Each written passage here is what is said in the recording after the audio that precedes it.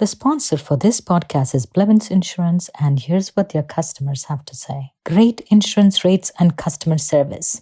We'll search for the best possible rates through many insurance companies. For more information, go to blevinsinsurance.com or call 765-446-8999.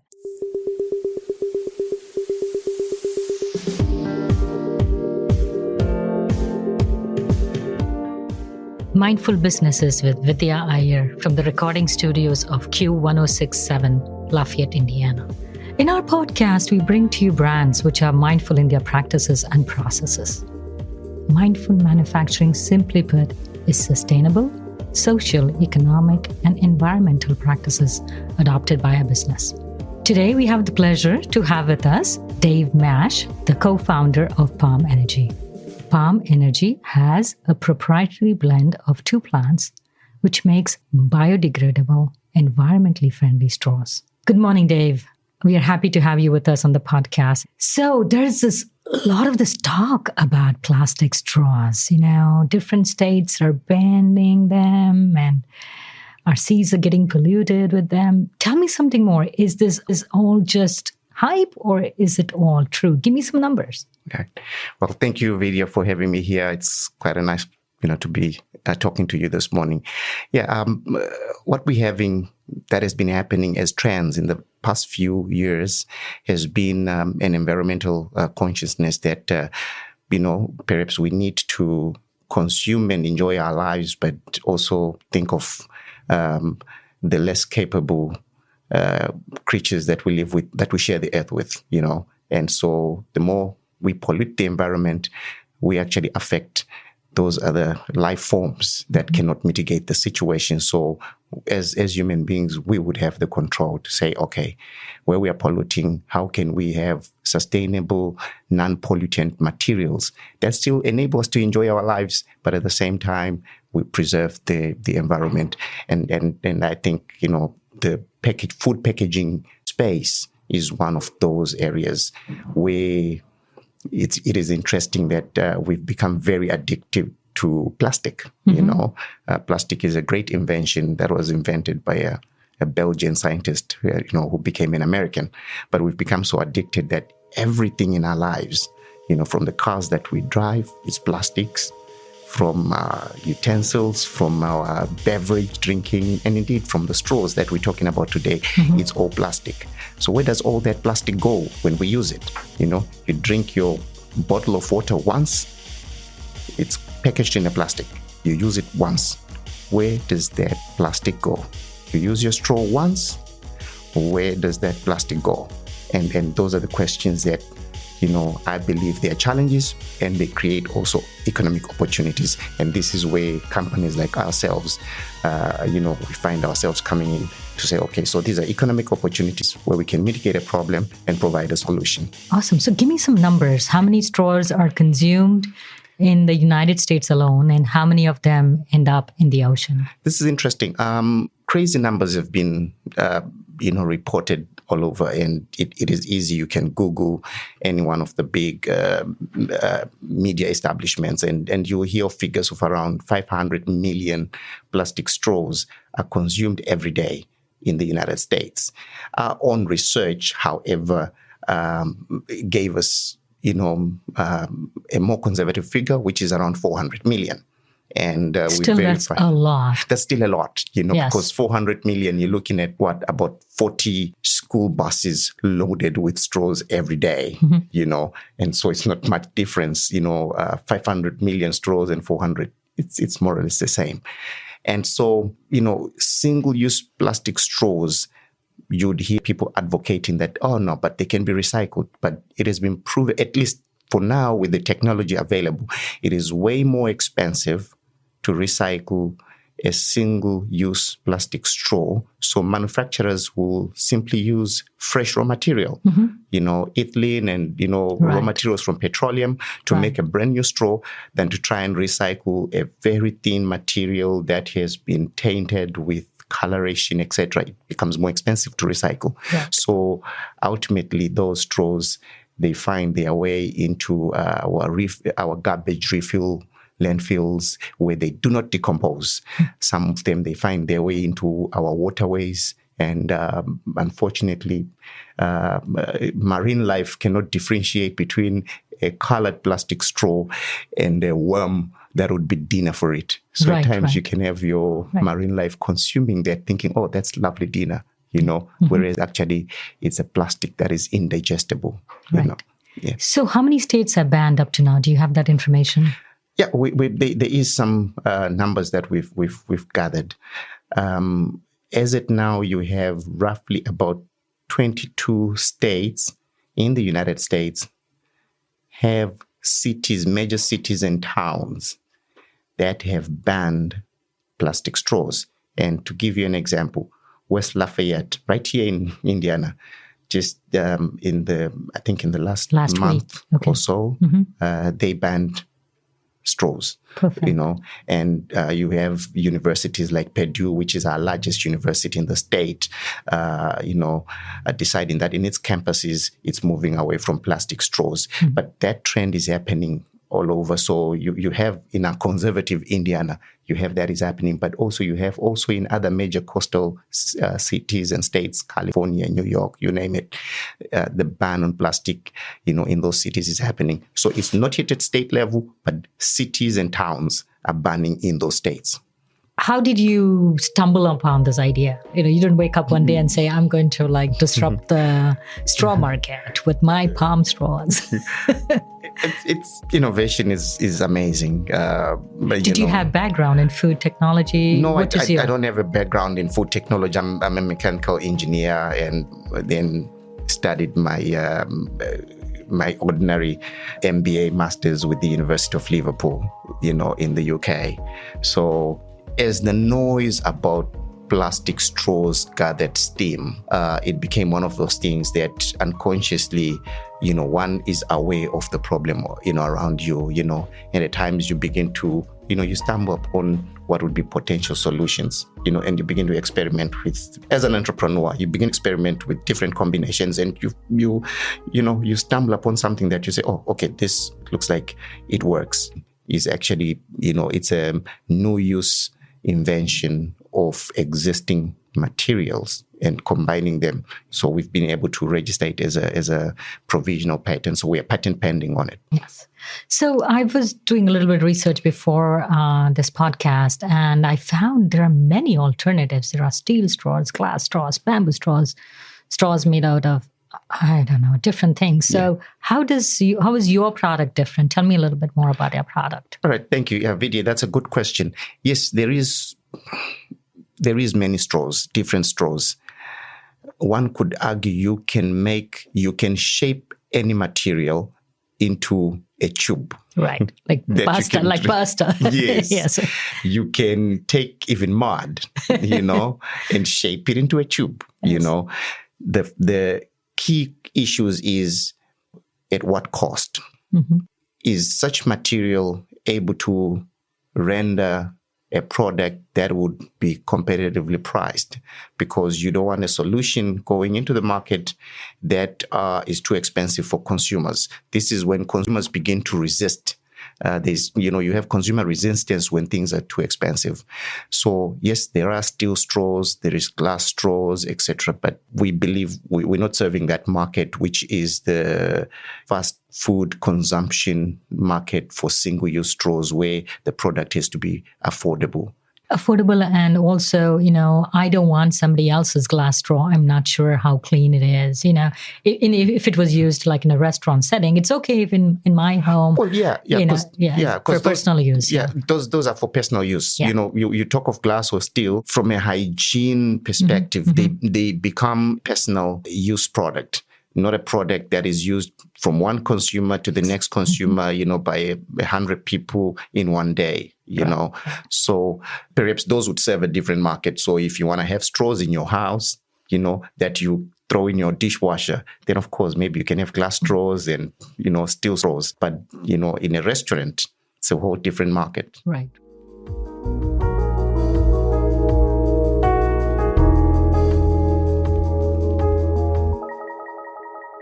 The sponsor for this podcast is Blevins Insurance. Blevins Insurance specializes in putting together packages for your home, auto, life, and business insurance needs. They are backed by multiple reputable insurance carriers. Blevins Insurance is great at identifying potential gaps within your current insurance policies. They are licensed to serve insurance in multiple states, including Wisconsin, Illinois, Indiana, Ohio, Kentucky, and Tennessee. For more information, go to blevinsinsurance.com. BLEVINS insurance.com.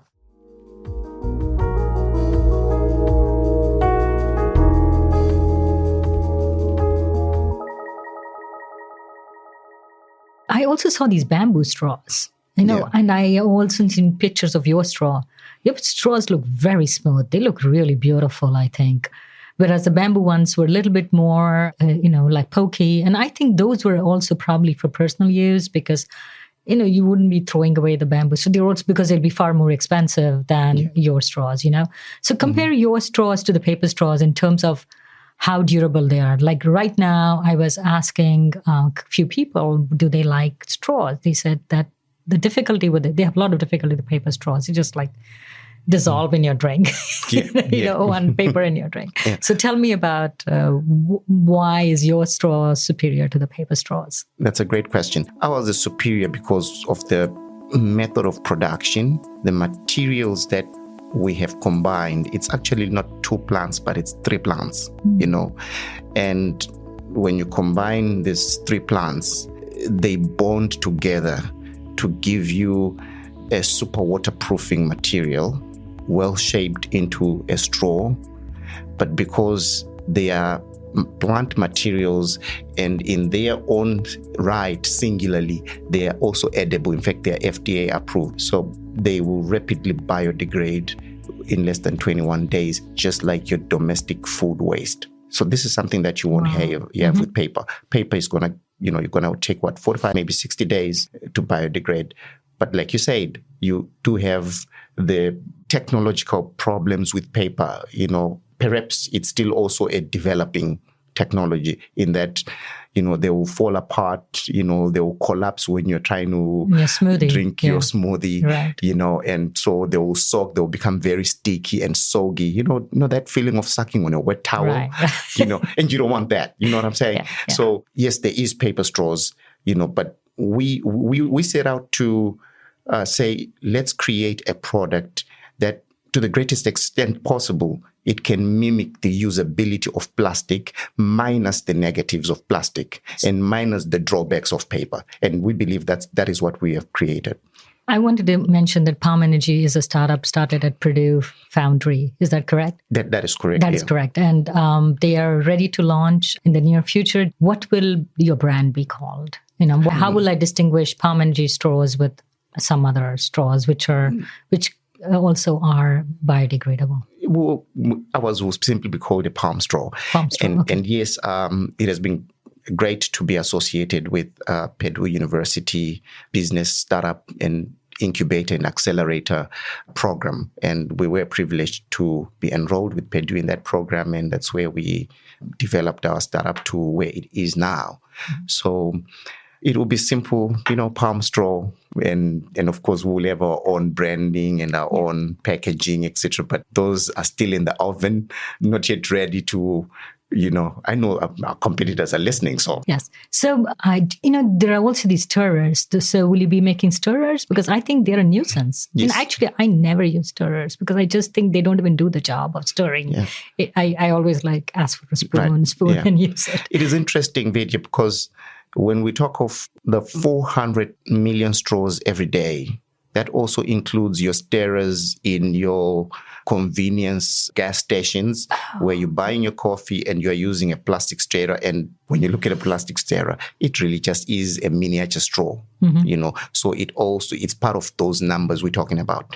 And yes, our product is developed to cater for the broad spectrum of the market. And so in terms of one thing that I found out about the paper straws, because we also in our family, we switched from plastic straw to paper straw. The paper straws are really expensive. So in terms of price point, can you tell me approximately, would they be the same price as paper straw?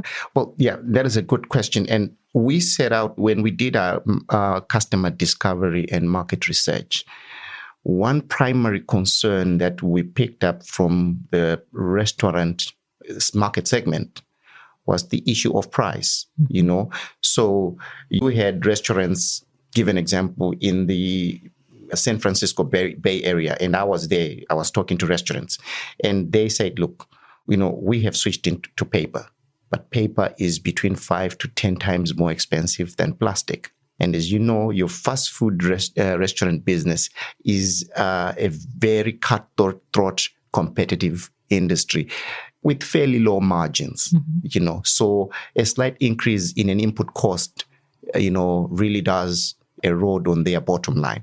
So give me some numbers. So how much do 100 plastic straws cost and how much do 100 paper straws cost? So people understand, A plastic straw costs a fraction of a cent. Yeah. So 100 probably costs $1 or something. A plastic straw will cost you about, half a cent. Okay. Or 0.4%, but a paper straw will cost you around 2.5 cents. So that's 5 times more. And the 2.5 cents is really a fairly good conservative figure. Our product is competitive. We are aiming for the plastic. We are within that range of saying, here's a product that competes with the plastic or goes as near as possible to plastic. We may not be able to on one-on-one match plastic, but we are as near as possible. And it's probably fully mechanized, the whole process, right? It's mostly machine made. There is no... Yeah. Okay. It's Absolutely. like a process. Yeah. And is it made in the United States or overseas? We would make it here. First manufacturing base, is we're in Indiana startup. We want to be here. There's opportunities to be in other states, but we feel we would want to expand as an Indiana headquartered company and, be there to not only produce a product for the national market, but also our raw materials coming out of our farmers within the state. So there's a value chain that we feel we can add into our state. Honestly, Dave, I was really surprised by that answer. I just assumed it was going to be made overseas. And my next follow-up question was yes, but what about the shipping and the destruction to the environment by bringing all these boatloads or shiploads of straws?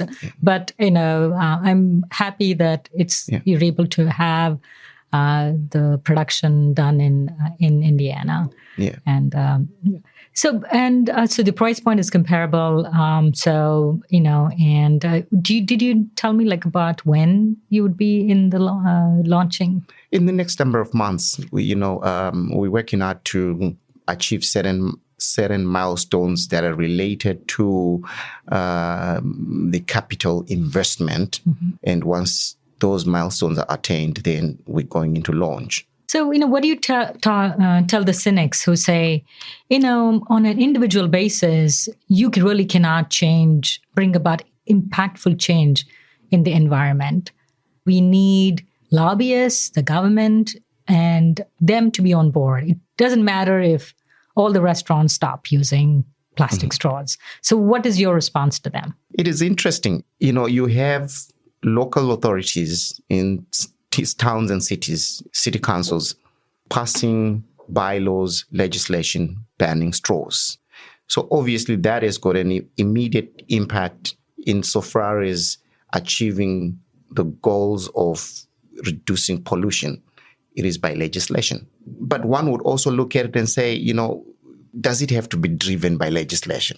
In our own consumption habits, ultimately we are rational human beings that as we find alternatives to substitute what we all know is a pollutant, by all means, let's, put in our efforts, our technology into that regardless of legislation.